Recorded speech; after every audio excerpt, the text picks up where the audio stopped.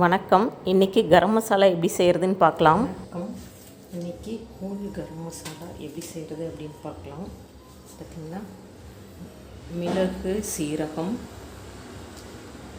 கல்பாசி, ஸ்டார் அனிஸ், ஏலக்காய், பட்டை, சுக்கு, கிராம்பு, கருப்பு ஏலக்காய், இது அன்னாச்சிப்பூ, பிரிஞ்சி இலை, இது மல்லி,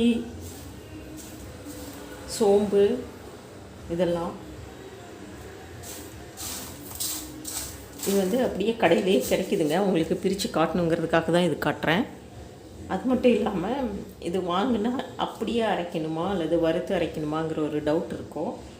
வாங்க, அதை பற்றி தான் இப்போ பார்க்க போகிறோம். என்ன செய்கிறது அப்படின்னு பார்க்கலாம்.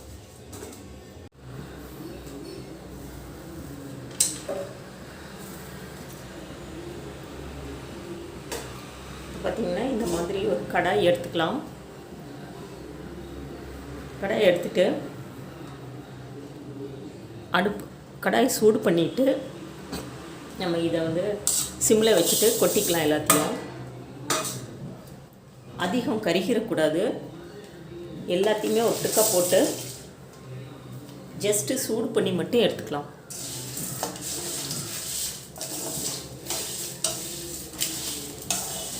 கருகிடக்கூடாதுங்க. கருகிடுச்சுனாக்க நமக்கு இந்த வாசனையே வேறு மாதிரி ஆயிடும்.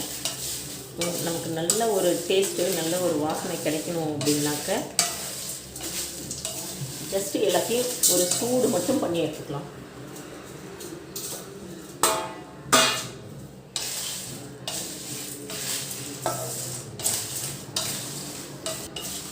நம்ம வெயிலில் காய வச்சு கூட அரைக்கலாம். ஆனால் சீக்கிரம் கெட்டு போயிடும். இப்படி நம்ம அரைச்சி வச்சிட்டோம்னாக்க நம்ம வெஜ் குருமா, நான்வெஜ் குருமா, பிரியாணி எல்லாத்துக்குமே யூஸ் பண்ணிக்கலாம். இந்த மாதிரி சுக்கெல்லாம் மட்டும் வறுத்துட்டு லைட்டாக தட்டி அதுக்கப்புறம் போடலாம் மிக்சியில்.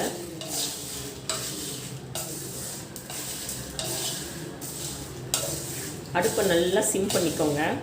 லோ ஃப்ளேமில் தான் நம்ம வறுக்கணும்.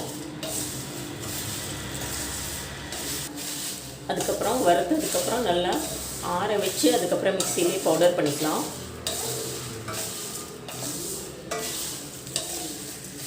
பவுடர் பண்ணி நல்லா ஏர்டைட் கண்டெய்னரில் போட்டு வச்சுட்டாக்க நம்ம முடிய வரைக்கும் அந்த வாசனை போகவே போகாது. தொட்டு பார்த்தாலே நமக்கு தெரியும்.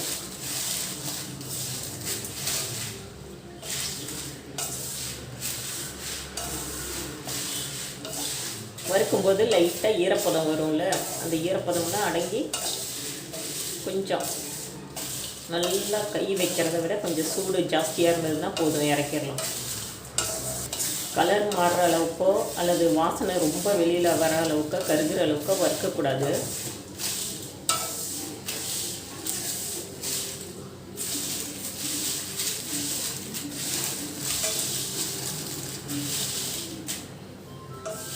இந்த மாதிரி கொஞ்சம் அகலமான பாத்திரமாக வச்சு நம்ம வறுக்கணும்.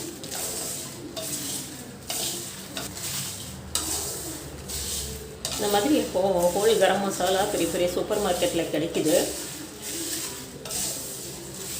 வாங்கிட்டு வறுத்து நம்ம வீட்டிலையே ரெடி பண்ணி வச்சுக்கலாம்.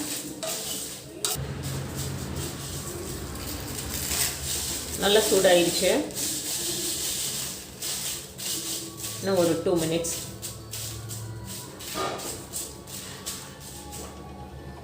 அவ்வளோதான், அடுப்பு ஆஃப் பண்ணிடலாம். பாருங்கள், இது கருகவும் இல்லை, கலர் சேஞ்ச் ஆகலை, நல்லா சூடு மட்டும் ஆகிருக்கு. அடுப்பை ஆஃப் பண்ணிவிட்டு நான் இப்போ கலர்றேன். இந்த சூடு பாத்திரத்துலேயே இருக்கிறதுனால நான் கிளறிட்டுருக்கேன். இல்லைன்னா ஒரு பக்கம் அப்படியே கருகின மாதிரி ஆகிடும். அவ்வளோதான்.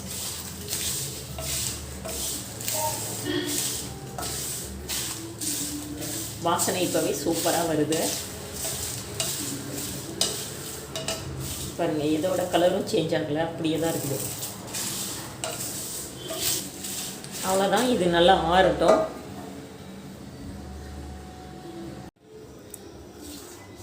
பார்த்திங்கன்னா எல்லாம் நல்லா ஆறிடுச்சு. நான் இதிலேருந்து இந்த சுக்கு, இந்த பட்டை இதெல்லாம் கொஞ்சம் கெட்டியாக இருக்குது. இதை மட்டும்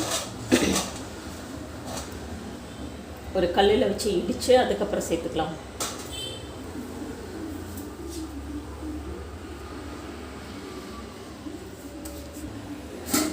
கல்லில் வச்சுட்டு இடித்து சேர்க்கலாம், இல்லைன்னா மிக்ஸி டேமேஜ் ஆயிரும்.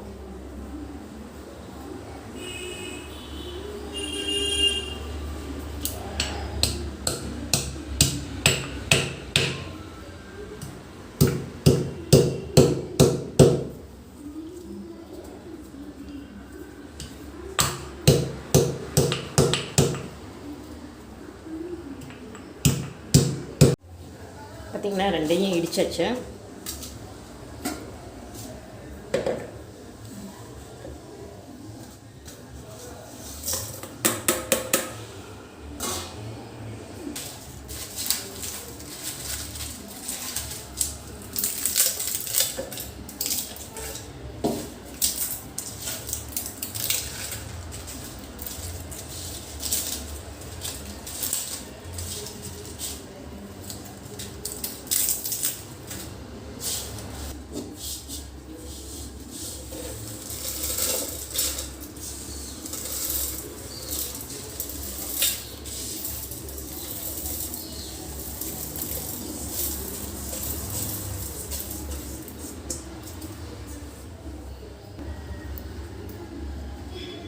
இப்போ நல்லா நைஸாக அரைச்சிட்டு வந்துடலாம்.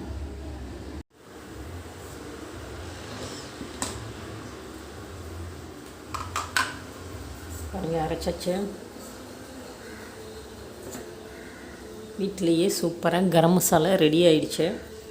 இது இப்படியே போடக்கூடாது, ஆற வச்சுக்கலாம்.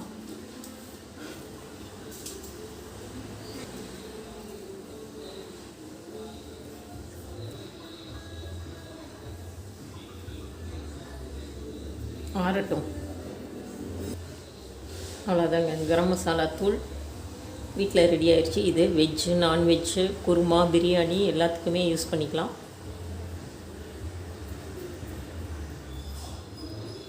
இந்த வீடியோ பிடிச்சிருந்ததுன்னா லைக் பண்ணுங்கள், ஷேர் பண்ணுங்கள், சப்ஸ்கிரைப் பண்ணுங்கள். தேங்க்யூ.